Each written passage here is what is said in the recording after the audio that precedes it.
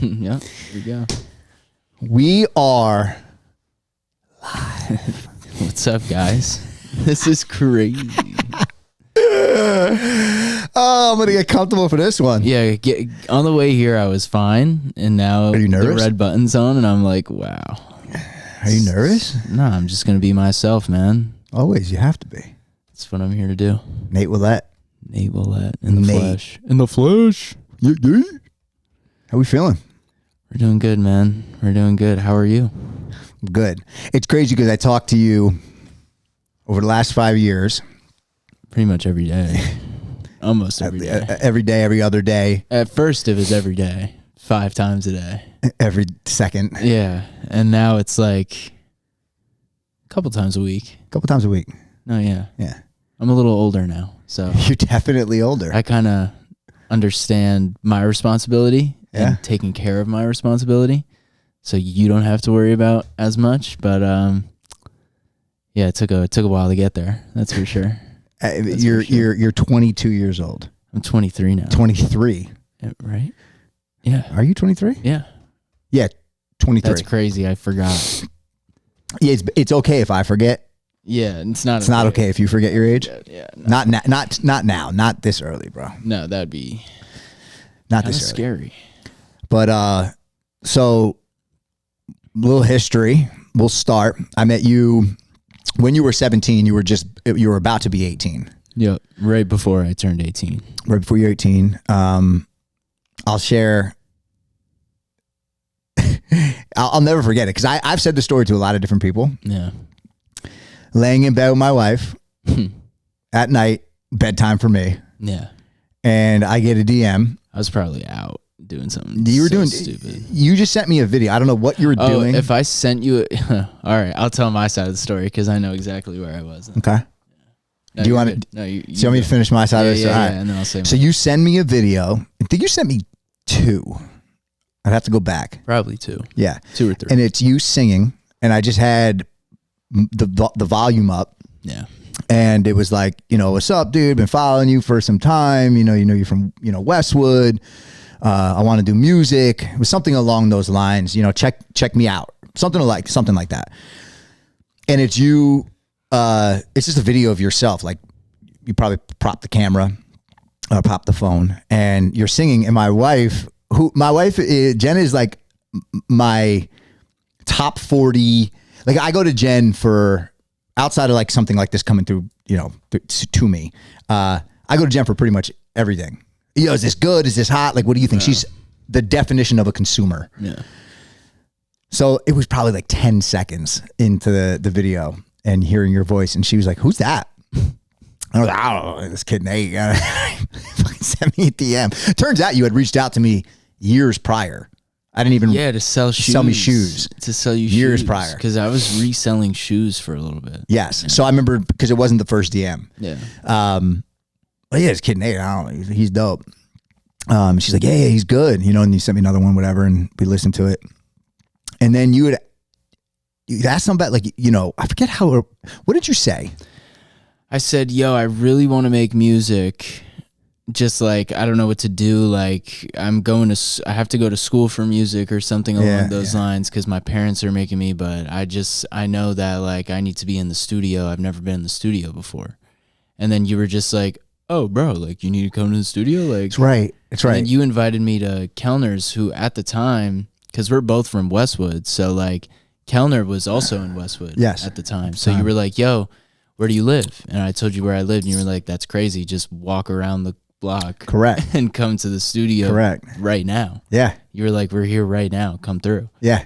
I was like, okay. So I never been to a studio before, right? Never in my life. Okay. Like maybe once when I was a kid, like stepping into like a studio for like a set or something. Yeah. But like I've never been in like a recording studio. And I was like, okay, cool. And I didn't know what to expect. And I show up at this guy's house. Yeah. In the basement. I was like, what? Like I've been living around the corner from a studio for how long? I thought I had to go to the city. Like, I don't know what's going on. And those that don't know, Steve is somebody who I graduated with and is one of the most talented I mean, engineers, producers, musicians, songwriters. Like he's a jack of all trades. He's so dope. It took me a long time to even work with Steve. Like I was so engulfed in the Wonder World and being down in Bloomfield, and you know, Steve was the first person that out of from like there's a few people, but Steve was the first one I remembered. It was like, oh my God, this guy's doing music.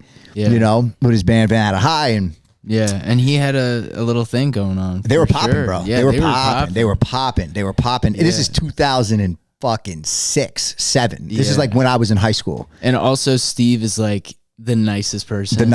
And our valedictorian. He's a genius. He's a really smart guy. I think whenever I meet someone and they ask like, "Oh, do you know any cool engineers?" I always bring up Steve. But a fact about Steve that I always bring up is like, yeah, he was in the same NYU class as Lauv. Yeah. I don't know why that's the first thing I mentioned. Yeah, he was to Steve. I don't know why. Steve is very intelligent. Steve is good at almost everything he ever did. Steve was a great skateboarder. Steve was a great catcher in baseball, good baseball player. Like Steve, low key, is just good at almost everything, and also like flew under, like he was popular across the board. Everybody liked him. Flew under the radar, and so when Steve was doing music, like I didn't even know Steve got deep into engineering like that. Mm-hmm. And when I stepped away from the basement and was doing, really was out of the artist game, I wanted to cut music, and I called Steve and I was like, yo, let's cut records, right? So we were in the throes of making a bunch of shit. And at the time, I was just in the space where, you know, I'm gonna cut records, trying to pitch them, you know, just want to songwrite. Mm-hmm. And anybody that knows me knows that I don't sing like you, but I will try. You know, I'll write a record in my mind, it sounds like this, and it takes me a while to get to... But whatever. Steve helps you get it there. Steve helps me get it there. Yeah. But so you came through, and I remember it was like a 4 days of sessions, and I swear you didn't say a word for the first 3. It was a little spaced out. It was like there was one session, then there was one the next day, like right after, and I showed up, didn't say a word, and like at the time, like I just showed up and just like had a water bottle and just sat in the corner. I was like. Yeah, that's really. Bro, I don't think you spoke. I really didn't. I don't think someone you spoke. Spoke to me. I think sat there for one of the sessions for like 3 hours and just didn't say a single word. What were you thinking in those moments when you're soaking it up like a studio session? Honestly, bro, I thought I made it. I know the feeling, bro. I know the feeling. Honestly, at the time, I was like, wow, bro. And now, mind you, to add more fuel to the fire, you're in a room with Steve, who's polished, Wonder, who's crazy talented. I mean, Wonder, I'll say it to this day. And then you just had this like really outgoing personality. And at the time, I was in a place in my life where I was like relatively shy compared to what I was like 6 months before that. Yeah. So I was like, just minding my own business and just looking at everybody was pretty overwhelming, because then there were other people that I would meet and work with later on down the line that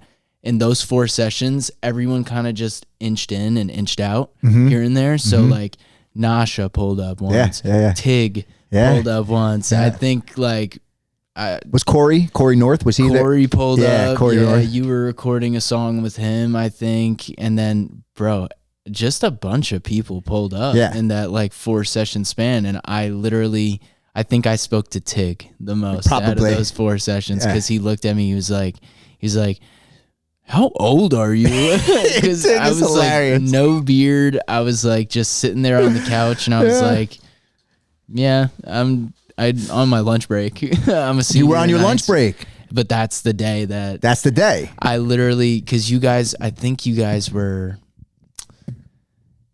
like trying to figure out an ad lib or something. No. We weren't figuring out an ad lib. We were towards the end of the song. So I was making this song. I wrote this song called Wrong Side of the Bed, and I was super passionate about it. I really thought it was a great record. Yeah. And we're like at the end of it, and you had been there for 3 previous sessions. So like you started it pretty much. Pretty much. Like I had wrote it, and it was very bare bones. And when Wonder came in, he beefed it up and made it a record. And I was working really hard on making the vocals like right and correct, right? And you were in the background. I mean, for how I remember it is you were behind us, and you were like humming or singing a harmony. Yeah. And me and Wonder whipped around. We were like, hey, yo, that's dope. Like, go in the booth. Like, lay that down. And I remember telling you, listen, bro, if this record ever turns into something, like, you'll see, like, publishing and you wouldn't even have understood the language at the time. Yeah. But I was like, yo, just cut it. And I knew behind closed doors, like, yo, we're going to give him a piece if his shit pops off.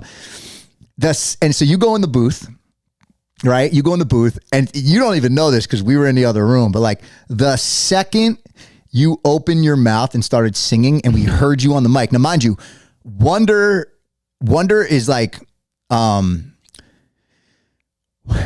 looked up to Wonder when it comes to music pretty much my entire career. Like, I will go to Wonder and be like, yo, what do you think of this? Often. Yeah. Is this good?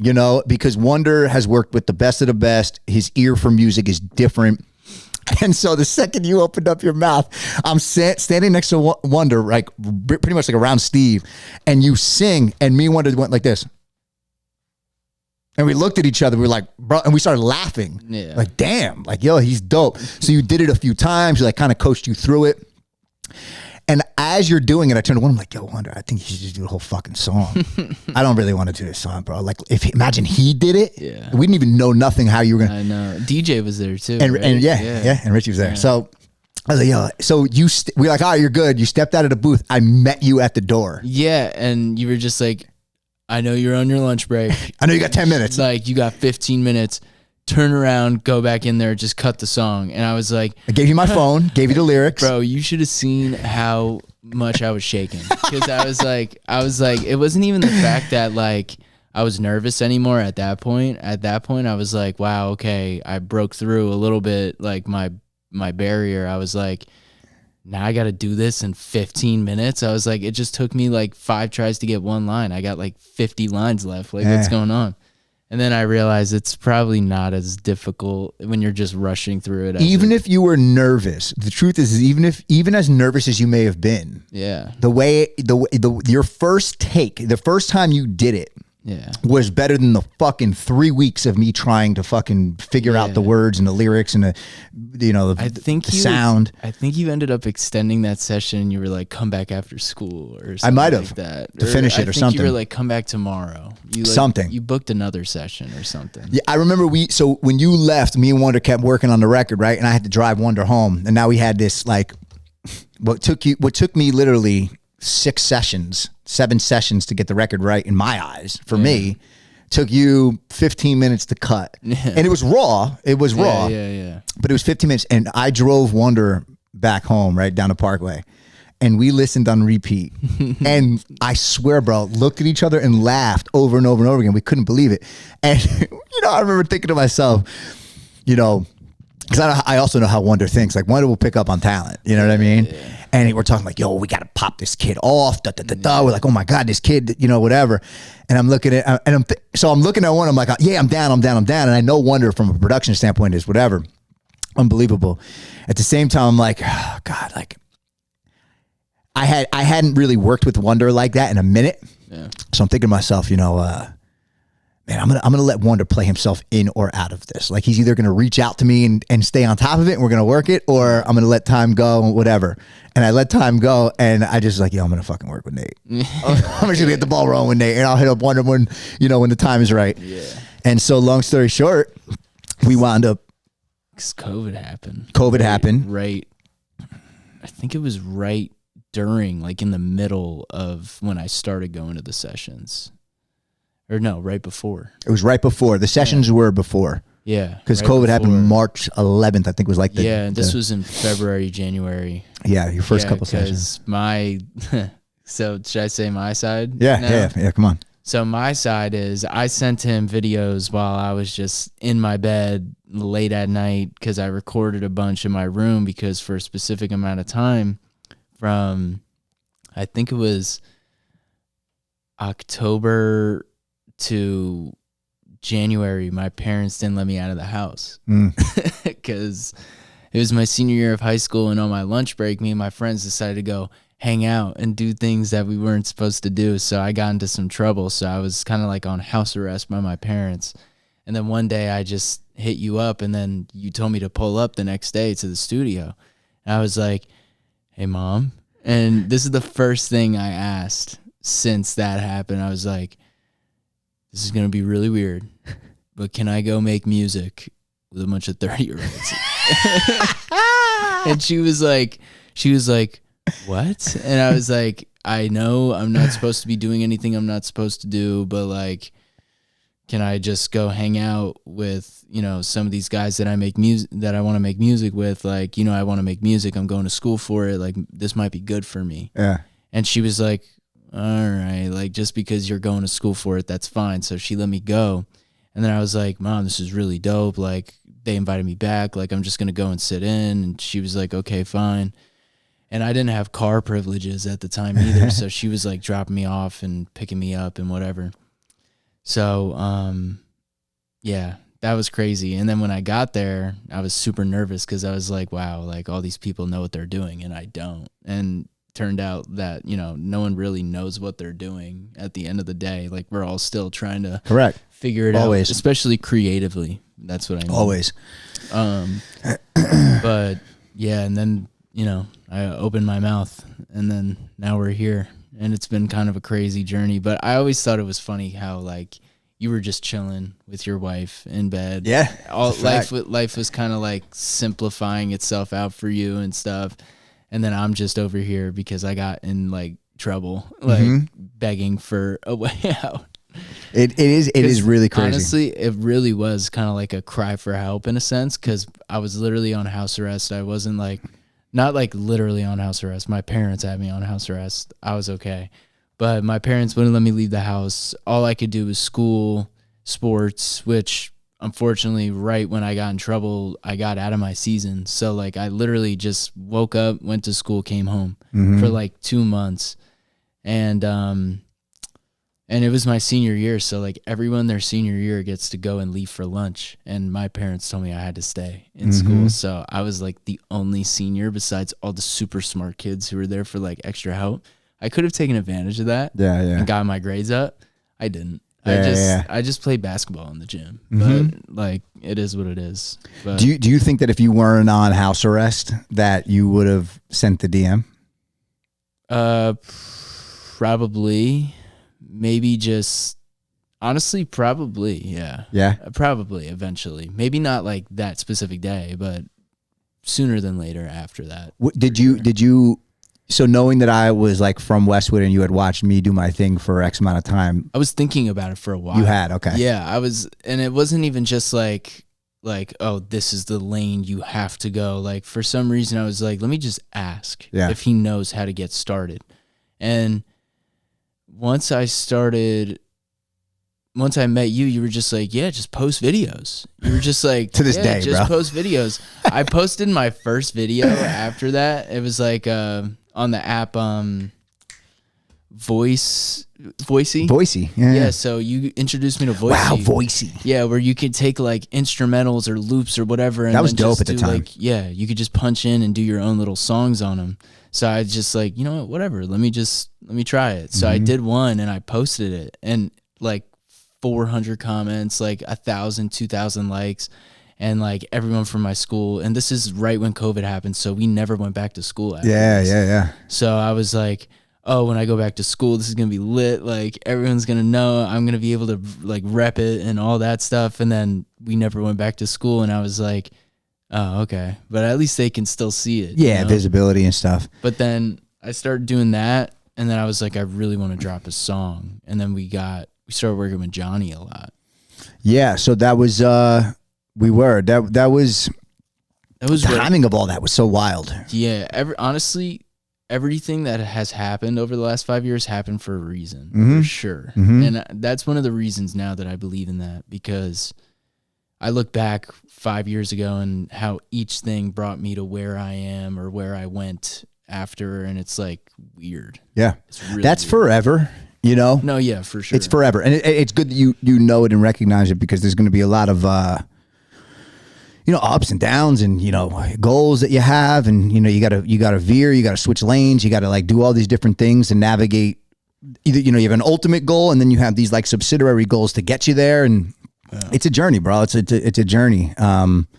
And I've wanted to ask you that. I think probably talked to you about it, but like, this is a good question for you because, you came into your musical endeavors, like your first look into it was a little bit, you know, like you were around and being introduced to it with people that have done it. Yeah, for years and years and years. And like when I first started, like, no, I didn't just like meet every famous artist and songwriter of all time. That's not how it goes. But like the people around you, there's so, and this is one thing that I want to preface to the audience specifically is like, go out and meet people. Because like, if you don't go and meet people, you don't get to put yourself in a position to do what you want and like work with who you want because you don't have many options. Like, Yeah.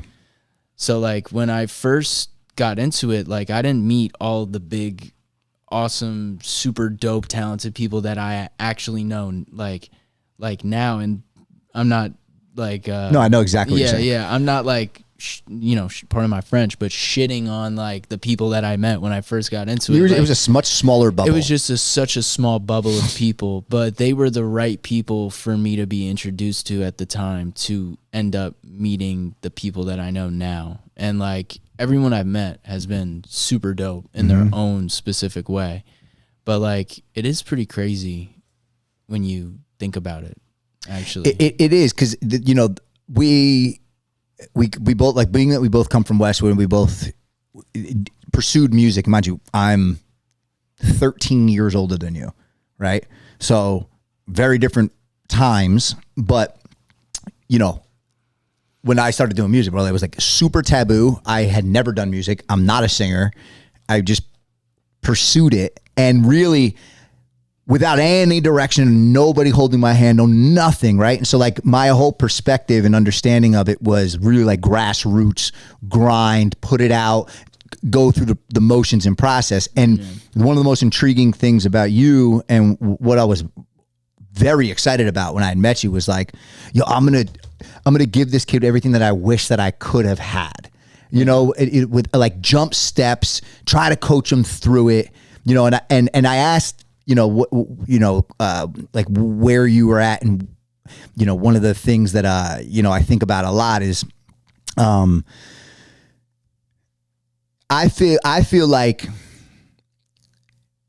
I know it was good for you the way that I did things to some extent, but I also felt like there was part of it is like a detriment and you learned it later on because it was a hand holding. Like there was a lot of people that were just helping you and guiding you and trying to almost like shield you from a lot of the chaos that you would have to deal with, but then you wind up learning it because time goes on. Yeah. You know? I think like, and like you said, when I first got into this, like a lot was handed to me and a lot was like, I kind of did skip a lot of steps. And by that, you know, I think that affected me a lot. And I don't really blame that on anybody because except for myself, because as I've gotten older, I realized that I've always made excuses for like my behavior. We all do to some extent, dude. You're not alone. Yeah. But like that was on me because like I didn't know specifically what I wanted in terms of the industry and in terms of like my future and my career. So like at the time I was like, when I first got into it, I was like, I'm going to be on stage. I'm going to be the biggest star in the world. And then I realized what it took to get there. And I was like, I don't know if I'm comfortable putting myself out there like, you know, a Bieber or a, you know, Rihanna, or for, in this case, which is a great example, there's this kid that, you know, I've had the privilege to work with recently, but this kid, Dom Inarella, he's 14. He's from South Jersey. He is so confident in his ability. I love that about him because he is a true artist. And I think he, you know, one day is going to, like, his name's going to be a household name because of his confidence in himself. And that's the one thing that I think that I lack in terms of, like, I'm a confident person. I know when I go into a studio, I'm going to get something that you're going to look at me and be like, whoa. Like, okay, he can offer something. When you put me on stage, it's not that I can't offer something on stage. It's just I know that I offer more off of the stage. Like, it's, you know, like I offer more in the studio because I'm more confident in a booth. I could sing in front of 10 people in a studio and be completely confident because I know, one, auto-tune's going to save my butt. Two, I'm just in that environment, I'm so comfortable in my own skin. But when you put me on stage in front of like 10, 20 people, I'm not that confident. You know what I mean? And it's not because I don't have auto-tune. It's not because there's only, there's 10 or 20 people in front of me. I just don't know why I don't enjoy performing as much as I do, being in a studio and creating the song that the artist will eventually perform. So that's kind of like where my life is now, because, there's who's to say there's no future in that one day, but I just don't think right now I'm at a point in my life where I'm like ready to be that, I guess, vulnerable, because being an artist is very vulnerable, and it's very hard to be confident while being vulnerable.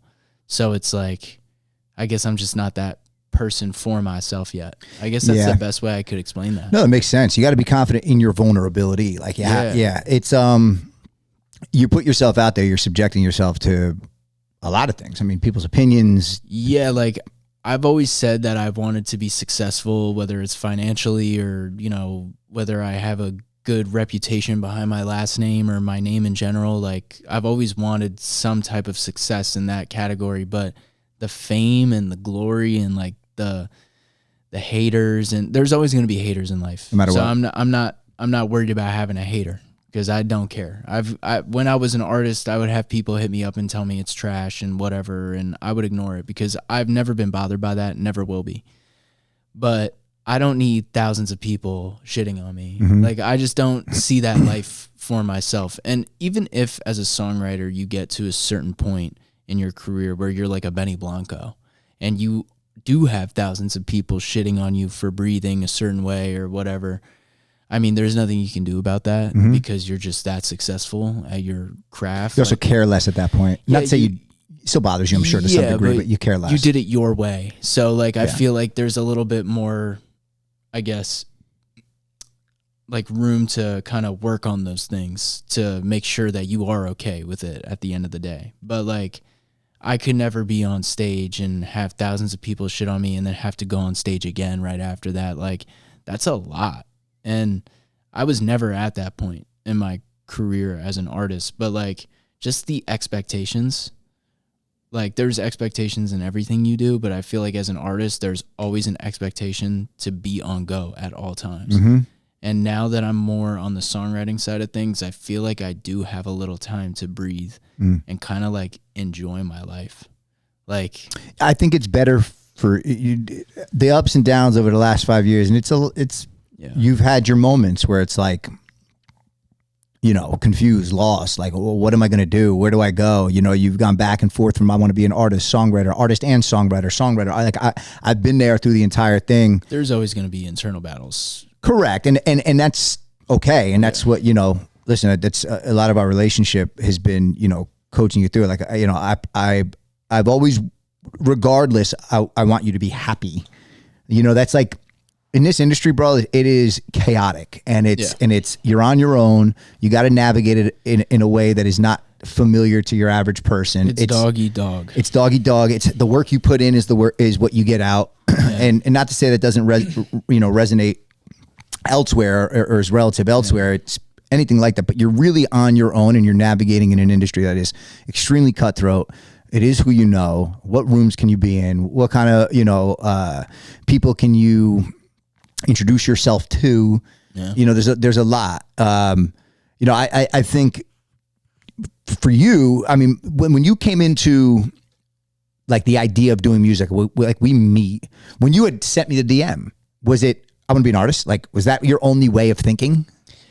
Honestly, I think my only way of thinking was I want to be in the music industry. Okay. Like when I hit you up, like, I think I definitely leaned more towards artistry for sure, because I always thought like that's the only thing I could do and the only thing I could get paid to do. So like, I was like, all right, like, if I'm going to try and get a job that pays very, very well, if you even get to a point where it pays you very, very well, let me go artistry, because I love to sing. I love music. I love making music. Like, that'd be so dope. And then I realized it's not what everyone thinks that it is. Like when you first get into it, you think it's going to be you know, a bumpy road, of course, because it's the music industry or the entertainment industry in general. So you don't expect it to go perfectly. And some people do, which I feel bad for, because your dreams will be shattered instantly if you think it's going to go perfectly or exactly the way you want it to go. Some people get lucky. Who knows? But like when you first get in the industry, you don't hate the industry, and then you get into the industry for a little bit of time, and then you realize like, oh, the industry is not as you know, rainbows and sunshine as you thought it was. It's a business. And at the end of the day, like there are people that need their bills to get paid, that rely on this industry to get those bills paid. So they will do whatever it takes to get those bills paid. And like, luckily, like, especially with you, like I've heard so many horror stories of like these giant artists getting absolutely scammed. And like, I'm so grateful that I'm not in one of those deals, because like, I do not know how I could sleep at night knowing that I owe this much money, knowing that I have this much time, and then knowing that I have to do this, that in 2 hours tomorrow, and then do this, that, and another. Like, you're not happy. You have to love what you do. No. Yeah, exactly. If you're not loving what you do, it's like, there are some people that are bred for it, and like, I'm so grateful that I get to write for those people, because I don't think I could market or promote a song like some of these artists can promote their songs, because I don't love it that much. Well, I will say majority of these artists that you're seeing, there are a handful that can figure it out on their own and navigate. But like the vast majority are backed, whether it be financially or most of these artists correct. Are backed. Like what you see is it's not like this artist comes out of left field and they have millions of plays on a thing. Like no, there's a support system. There's a strategy. There is a lot of people working for that thing behind closed doors, and the consumer doesn't know it. Like they're looking at it. Like, I just like this person. Like this person's dope. The song's really great. I'm seeing it a million times today. Like whatever. Yeah. And then about 2 years ago, maybe about a year and a half ago, we were just. I kind of wasn't really doing anything, and then you were kind of making like a bunch of country music, and then you hit me up, and then we made Set Me Free, and then I think it was maybe a little bit after that, you hit me up again, and you were like, yo, come to Steve's, like, I have a session, like, whatever, it's in a couple days, and I was like, yeah, I can go. And then I had a horrible morning that day. I woke up the day of your session, I had a horrible morning, and I started driving to Steve's, because that's what we had planned. You call me and you're like, yo, are you on the way to Steve's? And I was like, yeah, I'm like halfway there. It's like an hour drive. I'm 30 minutes away. And you were just like, yeah, can you not go to Steve's? Yeah, don't go. And I was like, what? I was like, I'm just going to Steve's, bro. I'm halfway there. And you were like, turn your fucking car around and come to this address. I'm going to send you an address. Come to this address. I want you to meet up with Jimmy. And I was like, Jimmy? I was like, I remember that name. I was like, I worked with him like within the first 6 months of me getting into the industry. And then he went out to LA for a little bit to, live there. And, he had some great success there. And then I was like, okay, I didn't know he was like, I knew he was back in New Jersey, but I didn't know he was like here. So I went to the address you sent me, and I thought you were going to be there. And you just weren't there. I show up and you just weren't there. And I was like, I just see Jimmy open the door and he's like, come in. I was like, yo, and if you know the place I'm talking about, Tub Life Studios, shout out to Biko, shout out to Kazi, Brandon, Tyler, like all the Tub Life family, shout out to them. If you know anything about Tub Life, when you walk in, it's like this very narrow door leading up a narrow stairway to the whole studio. And like, I just see Jimmy hunched over, like leaning in. He's like, come up. I was like, and I was like, where am I? I was like, what the hell? And then we ended up just like linking back up, like reconnecting, and we ended up making a dope song called Miracles. Yeah. We made Miracles. Yeah, I remember. And then ever since then, I've just been at that studio. So like, that's what I've been up to for the last like year and a half, 2 years, like just writing music at Tub Life. It's been, yeah, it's, there was so many conversations leading up to that point, dude. Yeah. I remember even after that point, like there were a bunch of conversations even after that. Where that was there was a lot of conversations, but you know, to preface, you know, give like a little bit of a backstory as to how all that went. You know, listen, when I signed you as an artist and you're what created a production company. It's, you know, there is no production company without you being signed to it, right? And so, you know, the goal is to pop you off as an artist. It doesn't mean that there are, you know, we're limited to artistry. Of course, songwriting is a thing, but like our focus was popping you off as an artist. And I'll never forget the day you came to me and you were like, yo, you know, I kind of have a vision for myself. Cause at the time I was basically creating the vision. Like you're giving me ideas and I'm like, yo, here's what we're presenting to the world. And mind you, I've come to him with probably about 90 visions of what I thought that I would be. Yeah, so definitely. 100%. I think this vision he's talking about is maybe the 37th or 38th. This was for the beginning of our journey together. Yo, you were so green that it was like, you know, a project for me. It was like, yo, I'm going to turn this kid that nobody knows about into exactly how I would present this kid. And like, I'm good at doing shit like that. I understand like vision and marketing and stuff, but it got to a point, you're getting older, you know, you're around other people and you remember, and you came to me and you were like, yo, I kind of want to like run my social media and have a vision for like what I want to do. And I said, yo, bro, fucking do it. And you know, it didn't go well, guys. I mean, it didn't go. No, it didn't happen. It didn't happen. So we basically put a halt on everything. And so like that was in the time that we had put a halt on things to the time we're talking about with Jimmy. Yeah. There were so many conversations, so many like dead moments, so many. Yeah. There was a lot of shit. You know what I mean? There's probably like a 6-month period where I didn't do anything. We didn't even talk about anything. No, because it was like because it was like I think we were both at a point where I was like, I don't know what I'm doing, and then you were at a point where you were just like, I like have a child. Well, like, and beyond that, I gotta figure that shit out. The child is one thing. Like, no, I know, but like there were so many things, and if I couldn't help myself, there wasn't that much to do for me. You know I hated what very frustrating. I'll be frank. What was very frustrating. And it's not what you did. It was what ultimately it became. It's not like your fault. You know, it's like, bro, I believed in you in a way that was so driven towards artistry and what the vision I had, right? For me, this is a business, right? As much as I didn't for a long time make you feel the business at all. It was just like, yo, listen, this is what we're going to do. This is how we're going to do it. I'm going to, whatever. And I just started creating. But like, I put my name, my livelihood, my reputation, my this on the line for you, right? So like finances, big part of it. And like, you know, when we're going in a direction and it veered and I didn't see the execution that you were saying, and I'm realizing like, oh my God, like all of what you start thinking about what the fuck did I do that for? You know what I mean? Like, what was it all for? It's like two years, but ultimately it didn't matter because, you know, I always wanted to make sure you were reassured that there wasn't going to be this unwavering pressure for you. Like, I didn't want to create that for you, but of course, like behind closed doors, but it was fucking frustrating for me too. So when you start talking about songwriting and you're going in that direction, I remember I had picked up the phone and I called both Jake and Jimmy and talked to them. I was like, hey, listen, you know, I kind of want to get out of this whole production thing. I don't want to go in that direction. And Jimmy, you know, basically was like, yo, pull up.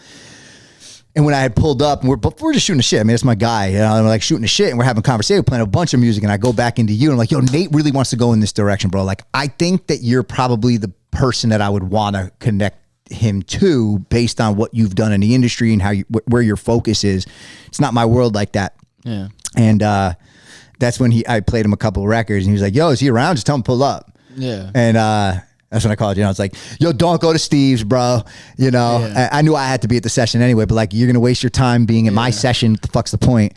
And for Jimmy, like, for him to just be like, yo, if he's around, just tell him to pull up. Like, that means a lot. Because Jimmy, like, knowing him now for like the last like year and a half, like, he only works with heat. Like, he only works with heat. I'll tell you. He really does. Like, he does. The only things I've heard Jimmy produce is heat.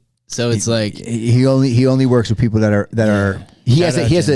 shout out Jimmy. Jimmy is an absolute legend, and seeing where he's come from, like when we met all the way to now, it's crazy, bro. Like he's wildly talented, and again, it's a friendly reminder to you and to anybody listening, watching. It's like, bro, years and years of work put in to get to a point where it like clicks financially, goals, like all these different things. Like it is a grind, and there's a lot of ups and downs. There's a lot of figuring out. Like Jimmy was a DJ. Jimmy was a different kind of barber, different kind of producer. Like, you know, you keep going, and eventually like, shit happens, you know? I'll also add on to that. Like a lot of people always ask like, what does Nate do? Like, what do you do for work? Blah, blah, blah, blah. And whenever I meet someone, I tell them I do anything. Like I literally work like 4 jobs. Like you have to support like, yourself, bro. I have a real estate license. I have, I do music.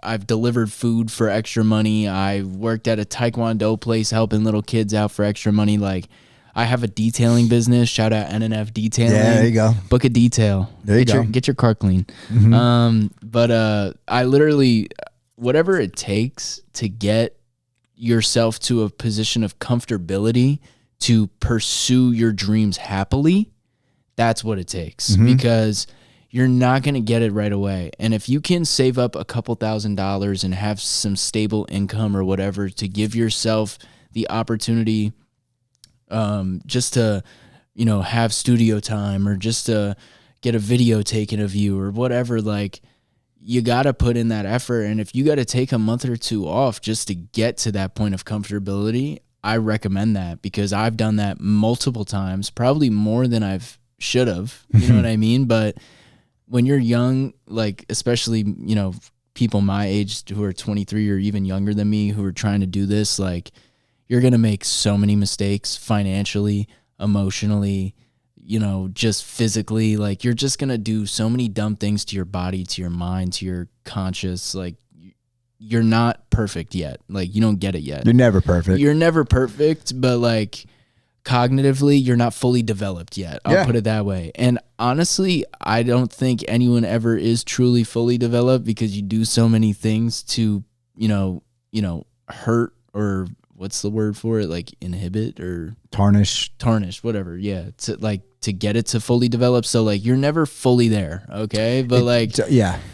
When you're my age or younger, you spend money on stupid things that you don't need to spend money on. You do stupid things you don't need to freaking do with your free time. Like, and I get it. You're young. You can afford to make mistakes, but don't make too many mistakes to the point where it gets to like, oh, now I'm screwed. And now I have to take 6 months off to get my life together or blah, blah, blah. Like you're allowed to have your fun, but do it within your limits because I've had my fun plenty of times over the last 5 years, 6 years. And I regret at least 4 years of it because I literally, man, like I've been so stressed to a point where like I've been negative in my bank account for like a month straight every day, just overdraft charges. And then I'm doing stupid, like disgusting, like dumb side jobs to make money that you don't want to do to just pay off debt that you shouldn't have. And this, that, and the other thing. Like just don't be an idiot. Like it's life though, bro. Like get a job if you have to. It's not embarrassing. No, no. There's such a stigma on it apparently. About getting a job? Like working like a fast food job or like working at a retail. Put money in your pocket. Put money in your pocket. No one cares. I DoorDash. Who cares? No one cares. Bro, it does not matter. I just hear people sometimes like people that come out of college that are like, oh, I don't want to work a job like that. Like I just got a degree. I'm like, all right, then either find a job that your degree can find one or go get money in your pocket because you got about $200,000 of student debt that you got to figure out. And thank God I don't have any student debt. I put myself in car debt, but like that's perfectly fine. I can handle that. But like I see some people who cannot afford to not have a job. And I'm like, you're making your life so difficult. It's tough when you're younger though. Like, you learn. I mean, listen, they're going to learn. No, I know. You know, like, yes, you're right. Don't be too egotistical or think you're too big or, you know, whatever, or it's not cool. Yeah. That's like the big one. Like, it's not cool to, you know, listen, it depends what your goals are. You know, it's very cool to have more money than you. It's cool to be honest with yourself. Yeah. You know, like if you're doing this for anybody but yourself, what are you doing it for? Exactly. Like, you know, I work these jobs because I love music so much. Yeah, you got to support it. I do not want to work any of these jobs, but I literally to, you know, pay the things that I have to pay outside of music and then take care of the things that I have to take care of within my career path and this, that, and the other thing, my business, detailing, like, you got to do what you got to do. Like, it is what it is. And I feel like I've gotten to a point in my life now where I'm doing the things that I have to do, like, and being responsible and a mature adult, I guess. Yeah. I guess I'm just waiting for the big paycheck to hit. That's really it. It'll happen. And then when it does, it's not foot off the gas. No, because now you want another one. Right? We want as many big paychecks as possible. This was said to me a long time ago. It's like, you know, it takes 6 years to get your first one. It takes 6 months to follow up because you get forgot about quick and everybody moves like this, right? So you got to stay on it. You got to be, there's things that talent, you know, I've shared this with you a bunch. Yeah. Like, talent is the bonus. Yeah. Hard work beats talent. Hard work beats talent every second of the day. A little bit of luck. And then, well, here's what it takes. It takes hard work and consistency in that hard work. And then all it takes is a little bit of luck with that. Mm-hmm. And then after that, it's just the hard work. So you don't even need the luck after that, realistically. Like, sometimes you do, but like, as long as you just work hard and stay consistent, most things usually fall into your lap. You have to be reliable. Yeah. You have to be relentless. You have to, I think I'm pretty knowledgeable, but I ask a million questions. Yeah. When I speak to people, when I talk to people, I don't ever walk into a space acting like I'm the smartest person in a room. I just choose not to. It's not the way that I want to operate. It's not the way that I want to, if you ask me questions, I'll give you my honest answer, but like, I always want to grow. I always want to learn. And it's super important. I feel like we're getting pulled over right now. Yeah. Right. But all right. So you've been in the studio with Jimmy for quite some time. What is your, let me ask you this, right? 5 years in the music industry, you're where you're at now. Your songwriting is your focus. What's your goal? What do you want? Honestly, I just want, I want so many things, you know what I mean? But I think the one thing that I truly want out of all this now is just some, placements. But like, I think the one thing that I'm really hunting right now is just like to make music that I genuinely am proud of, and to continue doing that, because I've made a lot of records, like a lot of songs, and a lot of them, I'm proud of all my music. But what I mean by being proud of it is like, ever since like me and Jimmy, especially like the last 4 or 5 months, like I've been learning a lot about writing music and conceptualizing lyrics and making things more impactful than what I was making them before. But I think when you get a song that you're so proud of and you could play it for anybody and not care what they say, that's like the feeling I chase all the time. Like when I make a song that I'm so in love with that I don't even care what you think, I just want to show it to you. How do you navigate the obligation of writing a certain kind of, so when you songwrite, is your focus on like, okay, I hear this artist, I want to write something for this artist, or are you more focused on, I'm just going to keep writing records and what comes, I find the artist? So I think it's a mixture of both, honestly, because when it comes to being a writer, and especially working with people who have had success in the writing and producing before and the publishing aspect, so to speak, I feel like when they have a routine and they get lists and like they get briefs and stuff of like who's looking for what. Oh, I just met this person and they are looking for this and this, that, and like nothing's ever promised, especially when you get a list from like a label or an A&R saying these people need this or this needs that, or like nothing is ever promised like, hey, this list is for you and you only, like, no, that list is getting sent out to thousands of people, maybe even more than thousands, tens of thousands. That's where the who you know exactly makes a difference. So it's like, it's who's giving you that list that probably makes more of a difference than the actual list itself. But like, yeah, there are obviously days where sometimes there is a focus and you do kind of have to suck it up, even if you don't want to make something for that person, or if you don't like them, or if you don't like that type of music. Sometimes you just got to suck it up if the opportunity is a good opportunity, because all opportunities are good opportunities. But like, there are days where you don't have to do what you don't want to do. And what I mean by that is like, you can just create whatever it is you want. And I always recommend people to have days like that at least once or twice, maybe once a day if you can. If you're creating all day and you're that type of person, make sure you're doing something for yourself at least once a day. Because I feel like when you do whatever your mind tells you to do, you start doing things you've never done before.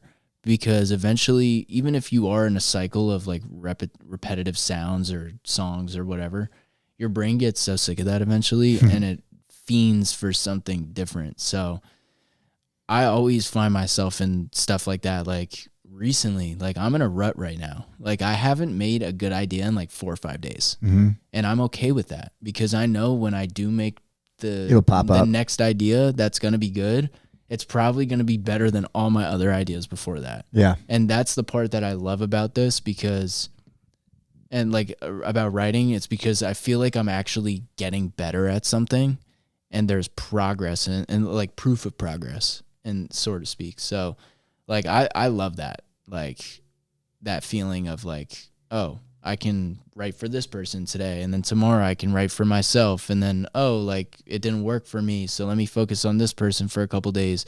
When I go back to myself, I'm like, oh wow, yeah, now I'm cooking. Yeah. And like sometimes you just need to take a break. Like I hate taking breaks because I hate feeling left out of like opportunities, or like, you know, like just good vibes, whatever it is. Like I do have a sense of FOMO when it comes to my work, because I don't want to miss out on an opportunity, but sometimes you kind of have to take a day off or two.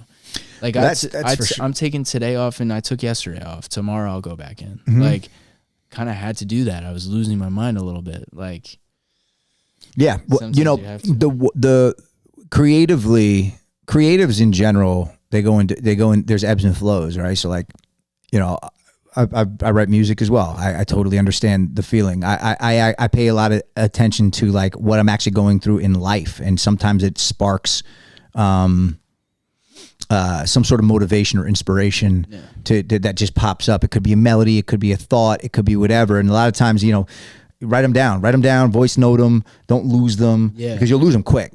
But what I will say to you is, even when you're not in that creative space and you need time, you know, you want to be the best, like to be the best you, take the 2 days, and there's other aspects of your career life that that needs organization, right? That's things that's things that we need to work on between the two of us, you know, and how I want to help you, because you don't have to be creative 24/7. No. You need to find your pockets of creativity, or your obligations of creativity, stay there, and when there are those lulls, you need to make sure that you're filling them with, what can I do with what I've done?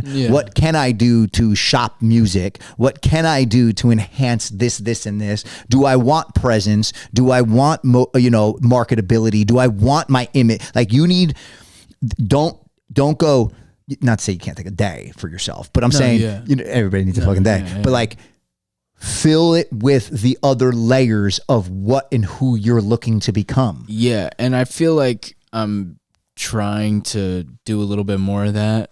I think what I meant by like, when I have to take a day off, I just mean from like putting my face in front of a microphone and singing. That's whatever. When I'm not in the studio, it does not mean that I'm not creative, because I kind of have to be to survive. I feel like humans have to be creative to survive. I mean, if you think about it, it could be the dumbest thing, like something in your kitchen broke, and then you have to improvise and use a couple other things. Like, you got to just get creativity. Everything. So it is, but where I'm coming from is, you need focused creativity.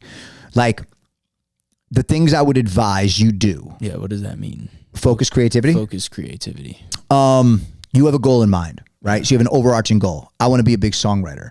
I want placements. I want, syncing opportunities. You know, you want to be more of a behind the scenes, not so upfront in your face artist person, but like a behind the scenes creative person. Songwriting, could be production, like whatever, right? But you want to stay there.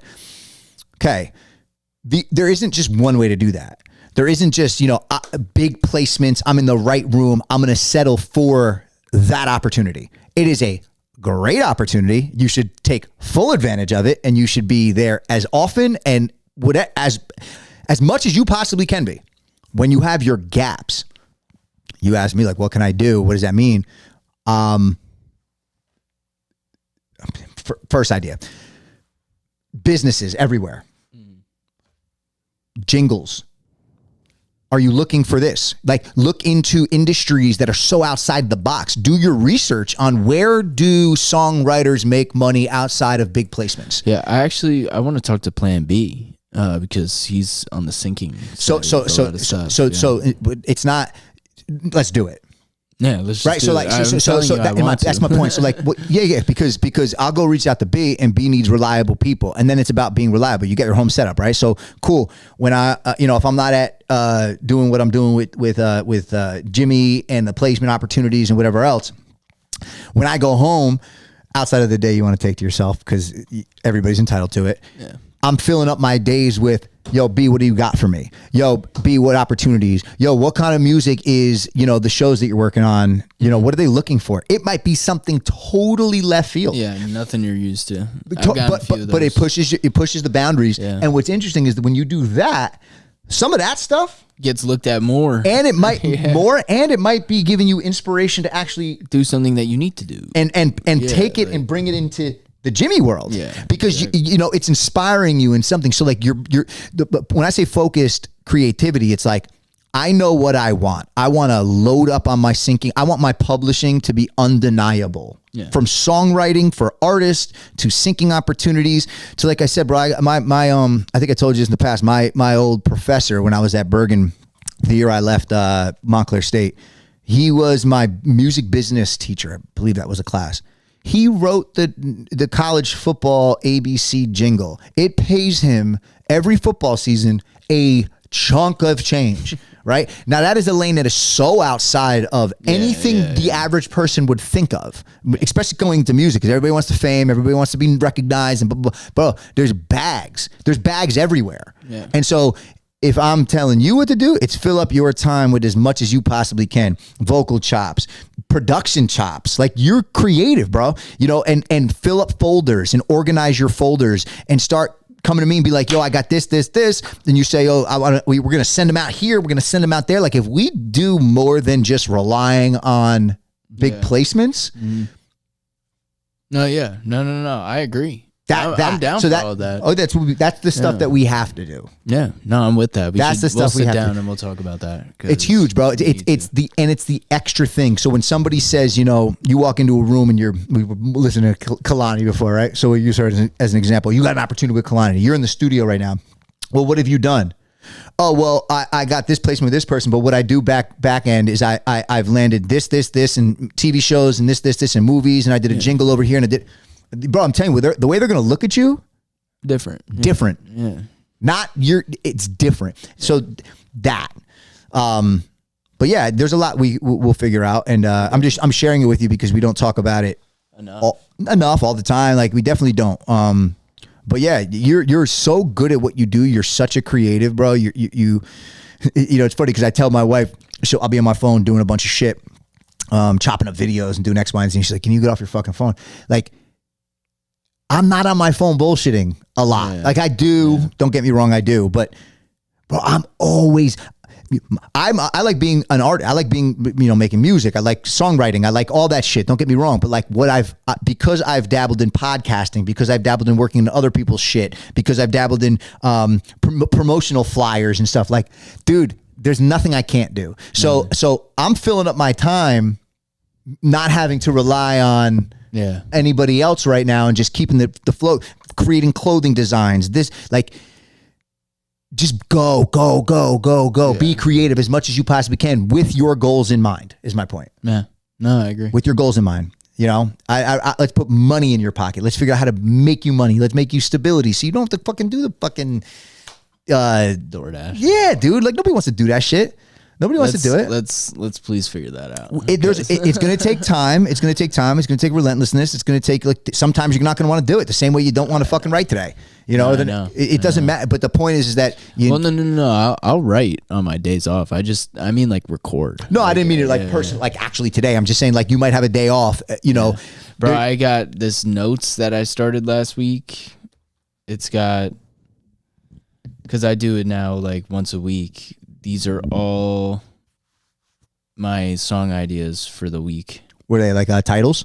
Just titles or like maybe concepts or just anything. Like I'll hear you say something, and if you say something that tickles my brain and I'm like, that's a song, I'll write it down. Yeah. And I'll be like, maybe it's not and later on I'll look at it, I'll be like, maybe it's not a song, but maybe it's a hook. Or a lyric. Or maybe it's not even the phrase. Maybe I just take that word. I love that shit. You ever been in a regular conversation with somebody and they say something like, and you're like, because you think songwriter and you're like, no, Jimmy, that's fire. Jimmy did it the other day, bro, because he went like, he was like, oh, bro, forget about that. That's like trying to find heaven on earth. And I was like, yeah. Jimmy. Yeah. I was like, whoa. Yeah.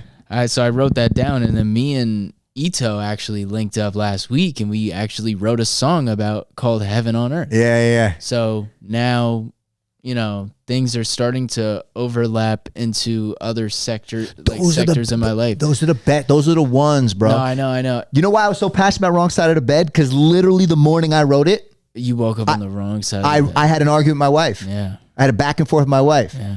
And I said to him, I sat in bed and wrote the record with no music, no nothing. So I totally understand. Like, when you have these moments that spark some sort of emotional something, or a moment that you hear something and it hits you a certain way, write about it, talk about it, bro. Like, I do that all the time now. Set Me Free was the same fucking thing. Set Me Free was the same. Everything I've ever done that I felt was dope, everything I remember was not forced. I remember when you called me about that, you were like, yo, I got this crazy idea. Come to the studio. And I was like, all right. And I think you played it for me before that. And then I listened. I was like, nah, this is really cool. And you were like, do you want to do something on it? And I was like, yeah, sure. Pulled up and I was like, let me cook real quick. Bush course, tequila, sunrise. Bro, I wrote that in 5 minutes. 5 minutes. That whole thing I wrote in 5 minutes. It's such a It's such a an easy song to write. It's such an easy song, bro. It's like looking back. That was like what, a year ago? Yeah, almost now. Like that we dropped that. May. So when we dropped that a year ago, I was in such a different place creatively that looking back on it now, I feel like I would have done that whole thing so differently. Yeah, but I remember telling you, bro. I'm like, yo, don't overthink. No, I know, because I did it with the country accent, and then the day after I was like, yeah, but I'll probably just like cut it again with no country twang. And then you were just like, shut it. Who cares? You're like, no one cares, bro. Nobody cares, bro. Nobody cares. No one really cares. Sounds. You know who good. cared? I think my mom cared. So did who was it? It might have been Jen. I think my mom cared. And I think, because my mom was just like, why are you doing a country accent? And I was like, bro, I don't know. That's just what the vibe is. And she was like, it's not bad. It's just like, why? I was like, I don't know. It's so annoying though, bro, because I don't know who said it. It may not have been my mom. I've been writing a lot of country music, like a lot of country pop stuff over the last year and a half, 2 years. And it's the one fucking thing. Like, I'll go and play a song for Jen, and I'm like, yo, I fucking love this song. Yeah. And she's like, I don't really like the country thing. I'm like, yo, I'm not. It's not like when the sun comes out, everyone likes country music. If it played, the way I look at it is, if I pressed play and you had no idea who I was, if it sounds good, who gives a shit? Yeah, right. Just I'm having fun making a fucking song. I could be at like a jazz club and then someone come out and do like a screamo number, a screamo jazz number, and if it's fire, I'm giving you jazz snaps. I'm clapping. No, that's crazy. Yeah. That's actually, that would be a really funny skit. That would be a great skit. That would be a great skit for like SNL. It'd be good. Like a jazz screamo poetry slam. I could see it. I could see like Andy Samberg. 100%. Andy Samberg. And Pete Davidson. 100%. 100%. Bang, bang. 100%. Home run. Maybe even Timothy. Yeah. Chalamet. Chalamet. Yeah, get him in. I like it. I love Timothy Chalamet. He's great. He's a funny kid. He's great. He's a great actor. He's great. I just watched The King again. Mm-hmm. Such a good movie. Have you seen it? Mm-mm. Watch it. Was it on? Great movie. Netflix, I think. The King. The King. Robert Pattinson from Twilight. Yeah. He's in there. Timothy, the lead. Mm-hmm. That's all I know. Sick, dude. And Lily Rose Depp. Johnny's. Is that his daughter? I'd imagine if the last name is Depp. It has to be. It has to be. Because he's older now. He's in Johnny his 50s. Depp? Yeah. Easily. He might. Is he in his 60s? He's no. Gotta be. He's definitely in his Mid-50s. 50s. 100% in his 50s. He's been around for a long time. Yeah, it's got to be his daughter then. Because she's like, I think, around my age. So I would bet my bottom dollar if her last name is Depp. Age, so. Yeah. I don't know I've never met another Depp ever. No, there's no That's the only Depp in the world. I've never met a Ouellette. It's true. I have literally only met one, and it was online. It was on like a video game when I was in middle school. And you happened to? Bro, it was the craziest experience. So this is when I first started getting into things that I wasn't supposed to be getting into. And I was on video games with my boys, and we were all, let's just say, having a good time. Okay. And we were on the game, and all of a sudden, it was like 5 of us, and there were 6 people per team. So we had a random person on our team. And back then, when I was like freshman, sophomore year, maybe, like you could only hear the one person on your team. Mm-hmm. So the one person on our team is this guy. He was talking, and he was like goofing off with all of us, like same humor, everything. All of a sudden, we were like, yo, what's your name, bro, before the game ends? And we were like, yo, what's your name, bro, before you leave? You want to join the party? And he was like, yeah, my name's Jason. And we were like, okay, Jason. Mm-hmm. And like, we were making fun of him for some reason. He was like, wait till I tell you my last name. He was like, you're never going to be able to say it. And then we were like, what's your last name? And he goes, Ouellette.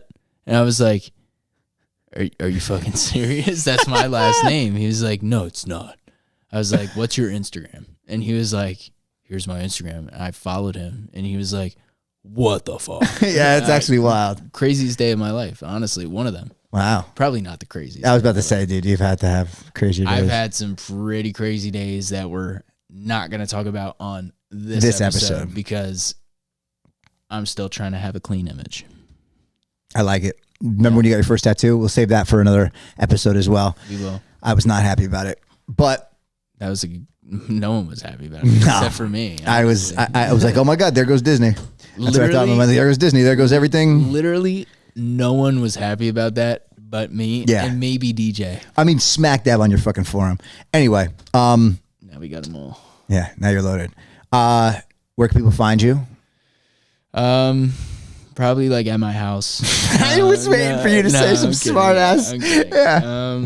You could probably find me literally in the streets of Westwood. Like I'm usually around. Mm-hmm. If I'm not, you can find me on Instagram. There you go. TikTok, Nate Ouellette X. Let me spell. I was about to yeah. Let me spell this out for you because no one's gonna know. NateOuelletteX. X. That's how you spell it. Don't forget it. How you doing? Listen, bro, I'm wildly proud of you. I'm proud of you too, brother. Thank you, man. I'm proud of everyone we know. Yeah. Everyone's just so lit. We're around some dope people, man. We really are. Yeah. I bet you're jealous of us. And on that note, you are now. Okay. Bye. Love you, brother. Love you too, bro. Until next time. No more time wasted. This is celebration, elevation. No more contemplation, no hesitation. This my destination.